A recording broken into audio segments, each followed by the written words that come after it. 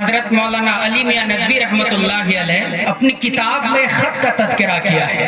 ایک آدمی کا خط آیا اور وہ کہتے ہیں کہ مجھے اجازت دیجئے کہ میں زہر کھا لوں اور اپنی بچیوں کو زہر کھلا کر مار دوں۔ آگے وہ لکھتے ہیں کہ انہوں نے یہ کہا کہ میری 7 بیٹیاں ہیں اور 7 بیٹیوں کے رشتے آتے ہیں، سب کی طرف سے مطالبے ہوتے ہیں جہیز کا، تلک کا۔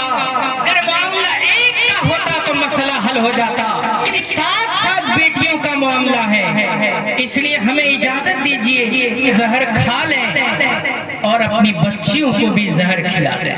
حضرت مولانا علی میاں ندوی رحمت اللہ علیہ اس خط کے تذکرہ کرنے کے بعد لکھتے ہیں کہ اس خط کو پڑھ کر ہمیں ڈر لگتا ہے کہ کہیں آسمان سے اللہ کا عذاب اس سماج پر نازل نہ ہو۔